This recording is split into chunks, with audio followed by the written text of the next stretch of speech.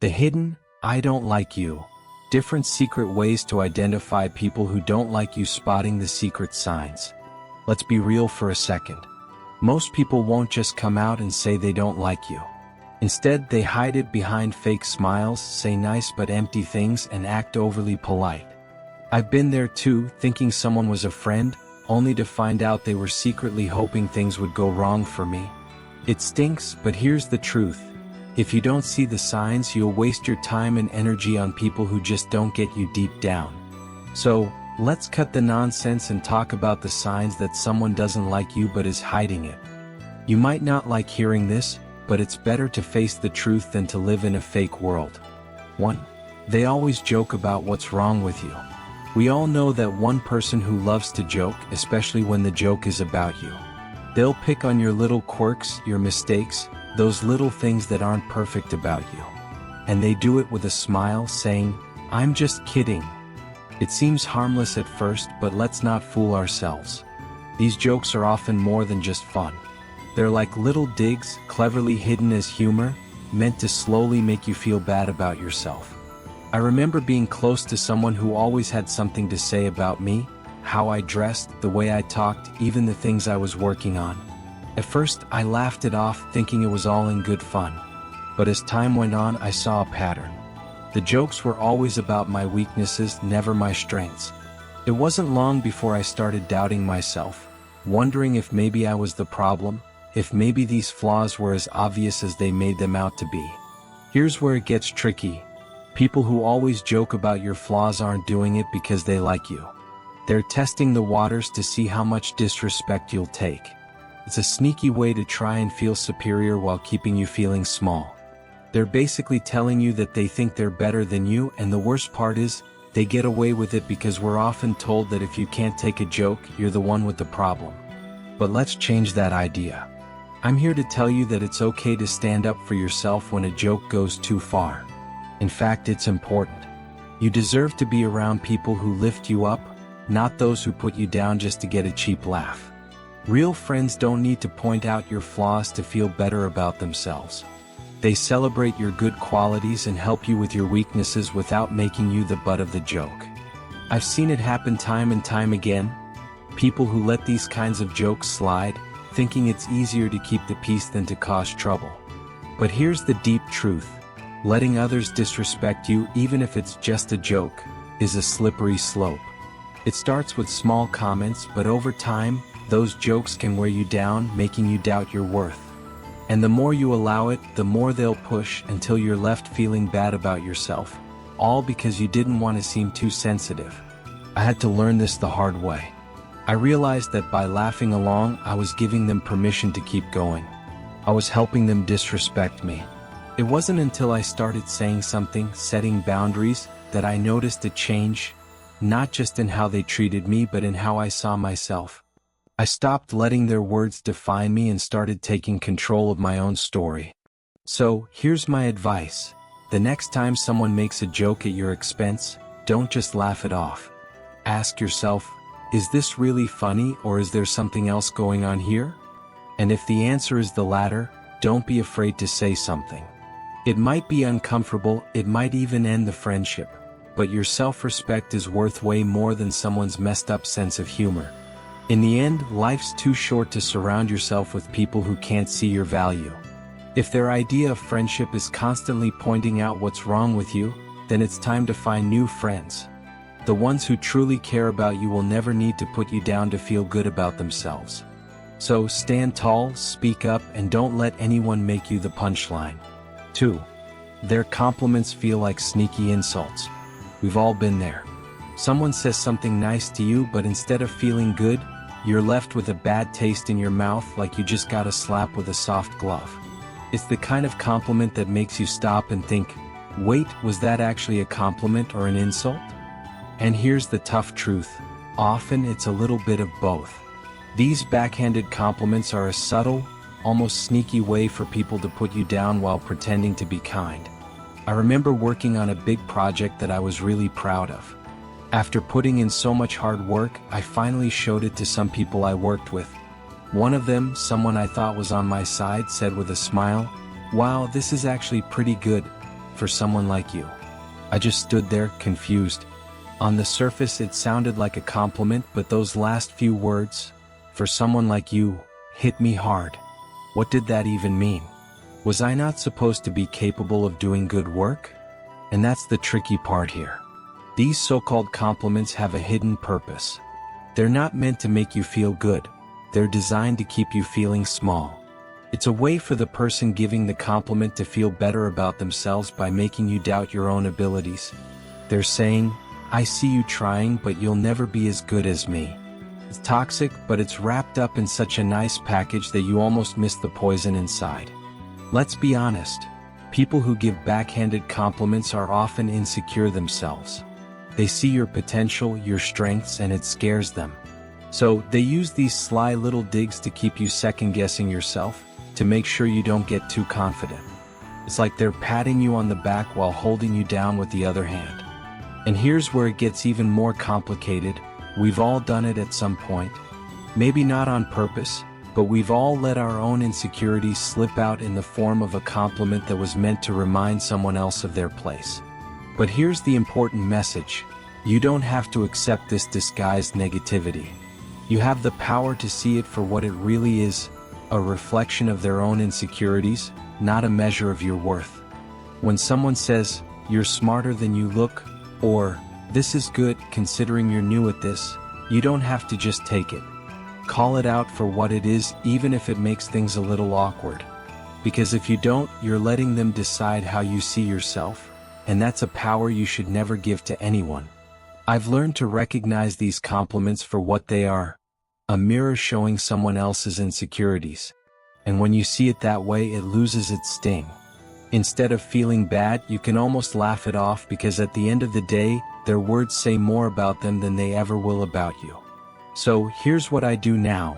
When I get a backhanded compliment, I don't let it slide. I'll respond with something like, thanks, but what do you mean by that? It forces them to face the insult hidden in their words, and more often than not, it puts them on the spot. They suddenly realize that you're not playing their game, and it's amazing how quickly their attitude changes.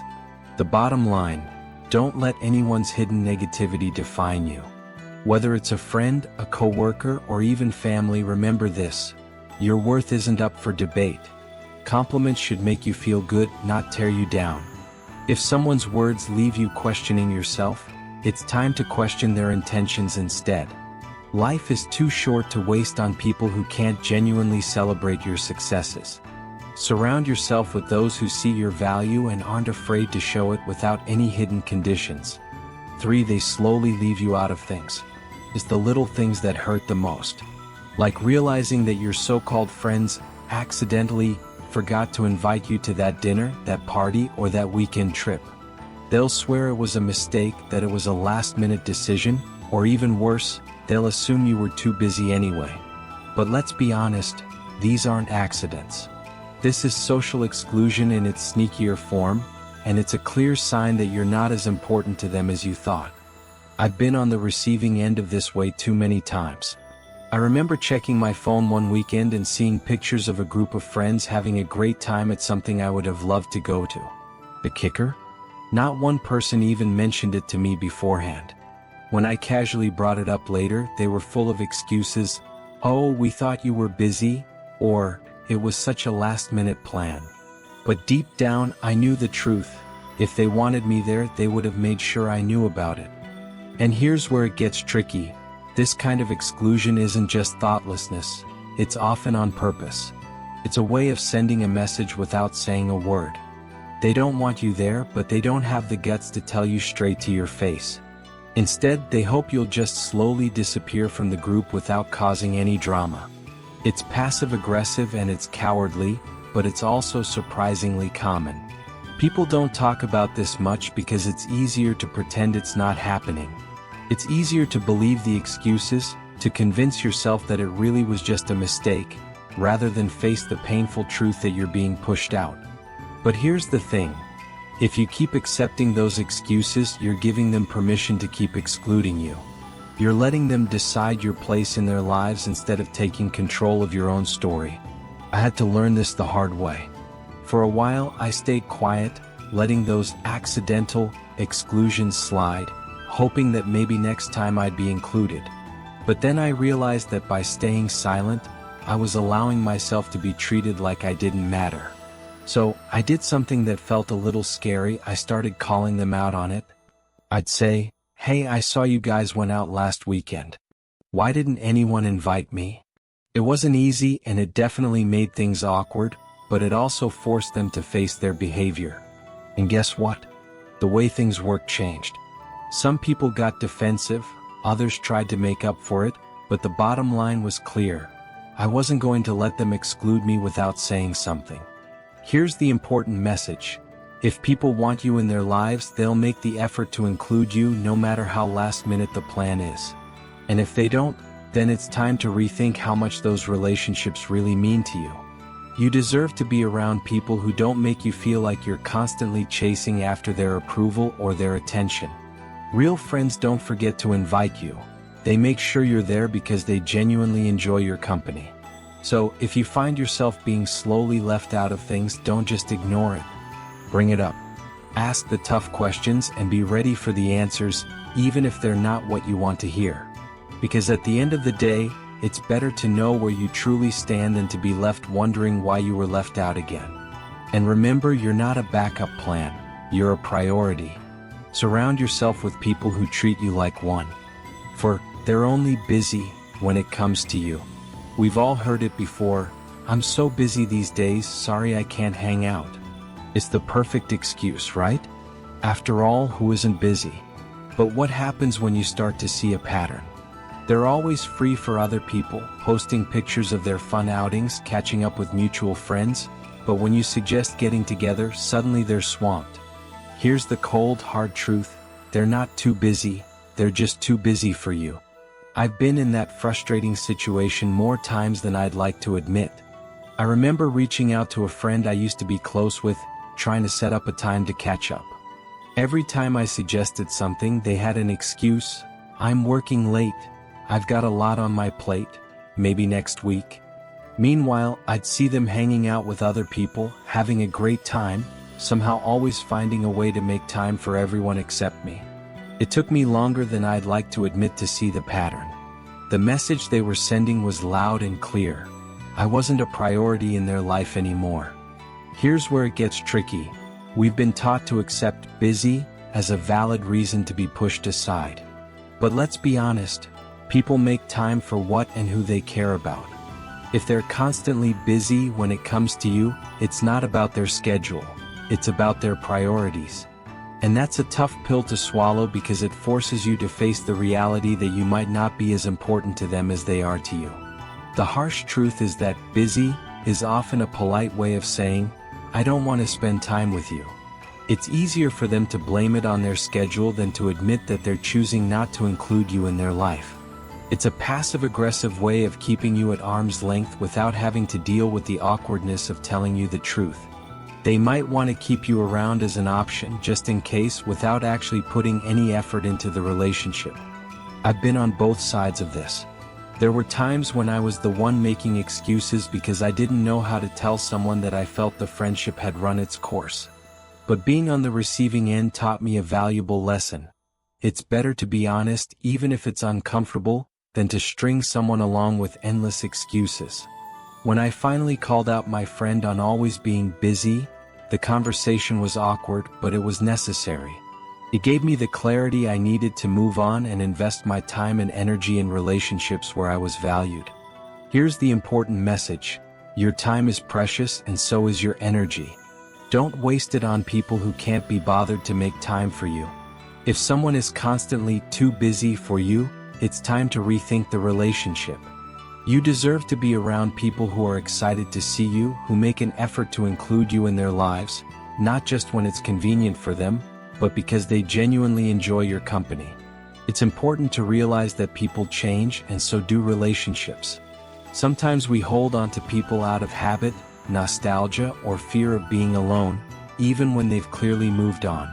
But there's strength in letting go, in acknowledging that you deserve more than someone's leftover time. It's not about being needy or demanding. It's about valuing yourself enough to walk away from those who don't value you. 5. They avoid touching you like the plague. Let's talk about something a little more physical, or rather, the lack of it. We're not just talking about romantic feelings here. Physical touch is a basic human way of connecting and building trust. So, what does it mean when someone goes out of their way to avoid even a simple touch? The answer isn't great. They're sending a clear signal that they're uncomfortable around you, and it's something you should pay attention to. I once had a coworker who seemed to physically pull away every time I reached out for a handshake or a friendly pat on the back. At first, I thought I was imagining things. But then I noticed it wasn't just me. They were warm and touchy with everyone else, but when it came to me, it was like I had some kind of invisible barrier. It wasn't long before I realized that their avoidance of physical contact was more than just a personal quirk. It was a deliberate way to keep me at a distance. Here's the tricky part. Physical touch is a natural part of how humans interact, and when someone consistently avoids it, they're showing a lack of comfort or connection. Sure, some people just aren't very touchy-feely, and that's okay. But when it's selective, when they're fine hugging others but stiffen up around you, it's a red flag that something isn't right. They might not dislike you enough to say it out loud, but their body language is doing all the talking. And let's be honest, we've all been there on both sides. Maybe you've avoided a handshake or leaned back when someone got too close because you just weren't feeling it. Or maybe you've been the one wondering why someone always seems to flinch when you're near. It's uncomfortable, it's awkward, and it's often a sign that the relationship isn't as strong as you'd like to think. But here's the deeper truth. Physical touch is a fundamental part of human connection. It's how we show trust, warmth, and empathy. When someone avoids it with you, they're not just avoiding touch. They're avoiding closeness, intimacy, and vulnerability. They're keeping you at arm's length, literally and figuratively, and that's the deeper layers of hidden dislike. We've started to scratch the surface of how people hide their dislike, opting for a performance of politeness rather than direct honesty. But the world of human interaction is complex, and the ways in which negativity can be subtly expressed are numerous and often deeply ingrained in social dynamics. Understanding these nuances is crucial for navigating our relationships effectively and protecting our emotional well-being. The core issue stems from a fundamental human desire to avoid conflict and maintain social harmony, even if it means sacrificing genuine connection. Direct confrontation about negative feelings can be uncomfortable, awkward, and potentially damaging to social standing. Therefore, many individuals resort to indirect methods of expressing their dislike, hoping that the message will be received without the need for explicit articulation. This can lead to a confusing and often emotionally draining experience for the person on the receiving end, who may sense a disconnect but struggle to pinpoint its source. Let's delve deeper into the initial signs and explore additional subtle indicators that someone might harbor negative feelings towards you while keeping up a polite front. 1. The complexity of just joking. Unpacking hostile humor. We've discussed how constant jokes at your expense can be a sign of hidden dislike. But the dynamics of humor are intricate. Sometimes playful teasing is a sign of affection and closeness, a way of bonding and sharing lighthearted moments. How do we differentiate between harmless banter and humor that masks hostility? The key lies in several factors. Consistency and targeting. Is the humor consistently directed at your specific flaws or insecurities? Or is it more general and shared among the group? Occasional teasing about something everyone knows and laughs about is different from repeated jabs at a sensitive point. The tone and delivery. While the words might seem lighthearted, pay attention to the underlying tone.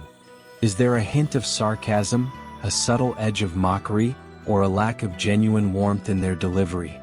Sincere teasing often comes with a smile that reaches the eyes and a generally playful demeanor. Hostile humor can feel colder even when the words are presented as a joke. The reaction of others? How do other people react to these jokes? Do they seem genuinely amused, or is there a sense of awkwardness or discomfort in the air? If others seem to subtly avoid eye contact with you after the joke or change the subject quickly, It might indicate that they also recognize the underlying negativity. Your gut feeling. Ultimately, trust your intuition. How do these jokes make you feel? Do you genuinely laugh along and feel closer to the person, or do you feel a subtle sting, a sense of being put down? Your emotional response is a valuable indicator. The absence of reciprocity. Is the humor a two-way street? Do they also allow themselves to be the subject of lighthearted teasing, or is it always directed at you? A lack of reciprocity can suggest an imbalance of power and a sense of superiority on their part. Furthermore, hostile humor can evolve over time. What starts as seemingly innocent teasing can gradually become more pointed and personal as the person feels more comfortable expressing their underlying negativity in a socially acceptable way. Recognizing this escalation is important for addressing the behavior before it significantly impacts your self-esteem. Beyond the joke, other forms of verbal disguise. It's not just through jokes that dislike can be veiled in seemingly harmless words. Other forms of verbal disguise include condescending language, using overly simplistic explanations or a patronizing tone, as if you are less intelligent or capable of understanding. Subtle negativity disguised as concern. Phrases like, "Are you sure you can handle that?" or "You seem a little tired," can be framed as caring but carry an underlying implication of doubt in your abilities or well-being. Minimizing your achievements. Downplaying your successes with phrases like, "You just got lucky," or "It wasn't that hard, was it?" Changing the subject when you speak. Showing a lack of interest in your thoughts and feelings by abruptly shifting the conversation to themselves or another topic. 2. The nuances of backhanded compliments. Decoding the double edge. We've explored the basic structure of backhanded compliments. Let's delve deeper into their psychological impact and the motivations behind them. The intentionality spectrum. While some backhanded compliments might be delivered unconsciously, stemming from the giver's own insecurities, others are carefully calculated to subtly undermine the recipient. Recognizing the level of intentionality can be challenging but is important for determining how to respond. A consistently delivered pattern of backhanded compliments suggests a more deliberate underlying dislike. The target of the compliment. Backhanded compliments often target areas where the recipient feels proud or vulnerable. By subtly diminishing these aspects, the giver aims to inflict maximum emotional impact. Social context. The social setting in which a backhanded compliment is delivered can amplify its effect. A seemingly innocent remark made in front of others can feel particularly humiliating and isolating. The giver's social standing. Sometimes individuals in positions of perceived authority or higher social standing might use backhanded compliments to maintain their dominance and keep others feeling less confident. Responding effectively to backhanded compliments. Beyond directly calling out the hidden insult, other effective responses include seeking clarification. As mentioned before, this forces the giver to explain their potentially negative implication. Neutralizing the compliment. A simple thank you without further engagement can deflate the giver's attempt to provoke a reaction. Shifting the focus. Changing the subject immediately after receiving a backhanded compliment can signal your disinterest in engaging with the negativity. Humor. Used carefully, a light-hearted but pointedly sarcastic remark can sometimes expose the absurdity of the backhanded compliment, but this approach requires careful execution to avoid escalating conflict. Setting boundaries. Clearly communicating that you find such remarks unwelcome can deter future occurrences. 3. The pain of exclusion. Understanding social ostracism. Subtle exclusion, as we discussed, can be deeply hurtful. Let's explore the different forms it can take and its psychological effects. Omission versus active rejection. While subtle exclusion involves being left out, active rejection is more direct and involves being explicitly told you are not wanted. Subtle exclusion can be particularly insidious because it often lacks the clarity of direct rejection, leaving the excluded individual questioning their worth and belonging. The gradual fade. Sometimes exclusion isn't a sudden event but a gradual process of being invited to fewer and fewer things, receiving fewer messages, and feeling increasingly disconnected. Forgetting important information. Being deliberately left out of crucial information, decisions, or updates within a group can be another form of subtle exclusion. The psychological impact. Social exclusion can lead to feelings of loneliness, isolation, sadness, anger, and a decrease in self-esteem. It can also trigger feelings of anxiety and insecurity about one's social standing. Why people exclude subtly. Avoidance of confrontation. As mentioned earlier, direct confrontation is often avoided. Maintaining social harmony. Superficially excluding someone subtly might seem less disruptive to the overall group dynamic than an open conflict. Passive aggression. Exclusion can be a passive-aggressive way of expressing dislike or resentment without direct communication. Group dynamics. Sometimes exclusion can be driven by existing cliques or power dynamics within a group. 4. The selective nature of busyness. Decoding prioritization. The consistent unavailability of someone when it comes to you, while they seem to have ample time for others, speaks volumes about their priorities. Let's examine the underlying reasons and the impact on the relationship. Levels of prioritization. Everyone has different levels of importance for the people in their lives. Consistent busyness directed at you suggests a lower level of prioritization. Shifting priorities. People's priorities can change over time. A former friend who is now consistently busy might have simply moved on or found other relationships more fulfilling. While this is a natural part of life, the lack of direct communication about this shift can be hurtful. Maintaining a safety net. Sometimes people keep less valued connections on the back burner, with vague excuses of busyness, maintaining them as a potential option without investing any real effort. The impact on self-worth. Being consistently met with busyness can lead to feelings of being unimportant, unwanted, and a waste of the other person's time. Addressing selective busyness. Direct communication. Again, expressing your feelings about the consistent unavailability can provide clarity, even if the answer is not what you hoped for. Observing patterns.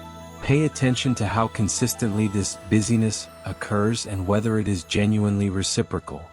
Are you the only one initiating contact? Adjusting your expectations. If someone consistently demonstrates that you are not a priority, it might be necessary to adjust your expectations of the relationship and invest your energy elsewhere. 5. The language of avoidance. Interpreting lack of physical touch. We've discussed the discomfort conveyed through the avoidance of physical touch. Let's explore the cultural variations and deeper psychological implications. Cultural differences. It's important to consider cultural norms regarding physical touch. What might be considered normal in one culture could be unusual or unwelcome in another. However, even within a cultural context, a selective avoidance of touch specifically directed at you can be a significant indicator. Personal boundaries.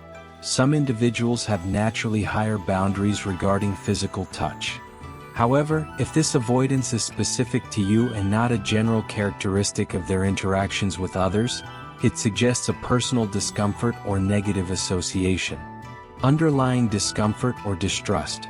Avoidance of touch can stem from a general feeling of unease or a lack of trust towards you. Nonverbal communication. Body language often reinforces the message of touch avoidance. Look for other signs of discomfort when you are near, such as leaning away, avoiding eye contact, or tense posture. Beyond the initial 5, additional subtle signs of hidden dislike. Beyond these initial 5 signs, several other subtle behaviors can indicate underlying negative feelings. 6. Lack of genuine interest. Superficial conversations. They keep conversations with you brief and on a surface level, avoiding any deeper or more personal topics. Not asking follow-up questions. When you share something about yourself, they offer a minimal response without showing any real curiosity or asking for more details. Distracted behavior. They might frequently check their phone, look around the room, or interrupt you when you are speaking, indicating a lack of engagement in the interaction. Forgetting details about you. They consistently forget things you've told them about your life, your interests, or your experiences, suggesting they weren't truly listening in the first place. 7. Negative body language. Avoiding eye contact. While occasional breaks in eye contact are normal, consistently avoiding your gaze can indicate discomfort, disinterest, or even deception. Closed-off posture. Crossing their arms, turning their body away from you, or creating physical barriers, like placing a bag between you, can signal defensiveness or a desire to create distance. Lack of genuine smiles. Their smiles might appear forced, not reaching their eyes, often referred to as a Duchenne smile. Fidgeting or restlessness. Nervous movements like fidgeting, tapping their feet, or playing with objects can indicate anxiety or a desire to end the interaction. Mirroring others, not you. People often subconsciously mirror the body language of those they feel a connection with. If they mirror the postures and gestures of others in the group but not yours, it can be a subtle sign of disconnect. 8. Inconsistent behavior. Treating you differently than others. Observing how they interact with other people can be revealing. If they are warm and engaging with everyone else but distant or curt with you, it suggests a personal issue. Sudden shifts in demeanor. Their politeness towards you might feel inconsistent, shifting abruptly between overly friendly and noticeably cold or dismissive. Gossip, revisited from a different angle while gossiping about you, is a direct sign of dislike. Someone who consistently gossips to you about others might also be likely to gossip about you behind your back, indicating a lack of trustworthiness and respect. 9. Sabotage and undermining. Taking credit for your ideas. They might subtly present your ideas as their own or downplay your contributions. Offering unsolicited and negative advice. This can be a way of subtly criticizing your choices and undermining your confidence. Creating obstacles. They might subtly hinder your progress or create difficulties for you, disguised as helpfulness or unintentional oversights. Sharing your confidences with others. Betraying your trust by revealing personal information you shared in confidence is a significant sign of disrespect and likely dislike. 10. The power of gut feeling. A persistent sense of unease. Sometimes, despite the polite surface interactions, you might have a persistent feeling of unease or discomfort around a particular person. Trusting your intuition is crucial, even if you can't pinpoint specific behaviors to justify your feeling. Our subconscious often picks up on subtle cues that our conscious mind might miss. Dreams or intrusive thoughts. Occasionally, our subconscious anxieties about relationships can manifest in dreams or intrusive thoughts about negative interactions with certain individuals. While not definitive proof, these can be indicators of underlying tension or perceived dislike. Navigating the complexities. Recognizing these signs is only the first step. Deciding how to respond is a more complex matter that depends on various factors, including the nature of the relationship, your personal boundaries, and the potential consequences of your actions. Self-reflection. Before jumping to conclusions, consider if there might be any unintentional behaviors on your part that could be contributing to the other person's negative feelings. While you are not responsible for their dislike, self-awareness can be helpful. Setting boundaries. Regardless of the other person's motivations, you have the right to protect your emotional well-being by setting clear boundaries. This might involve limiting your interactions with the person, avoiding sharing personal information, or directly addressing specific behaviors that make you uncomfortable. Choosing your battles. Not every instance of subtle dislike requires confrontation. Sometimes, the most effective response is to simply disengage and invest your energy in more positive and supportive relationships. Direct communication. When appropriate in some cases, a calm and direct conversation about the observed behaviors and their impact on you might be necessary. However, be prepared for the possibility that the other person might deny their feelings or become defensive. Seeking external perspectives.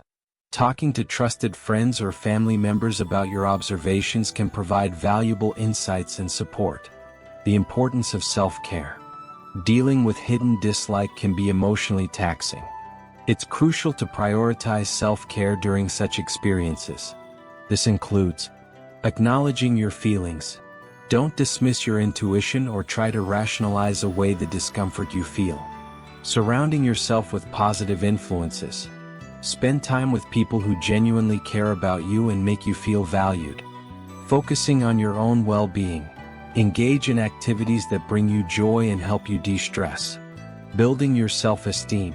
Remind yourself of your worth and focus on your strengths. Conclusion.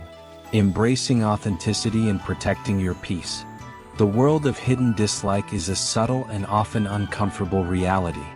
By becoming more attuned to the subtle signs, the barbed jokes, the backhanded compliments, the quiet exclusions, the selective busyness, the avoidance of touch, and the many other nonverbal and verbal cues, we can gain a clearer understanding of the true nature of our relationships. While we cannot control how others feel about us, we can control how we respond to their behavior. Choosing to recognize and address these subtle signs, whether through direct communication, setting boundaries, or simply distancing ourselves, is an act of self-respect and a crucial step towards cultivating a social circle built on genuine authenticity and mutual regard. Ultimately, life is too short to expend precious emotional energy on deciphering the hidden negativity of those who secretly dislike us. By embracing honest connections and prioritizing our own peace, we can create a more fulfilling and supportive social landscape for ourselves.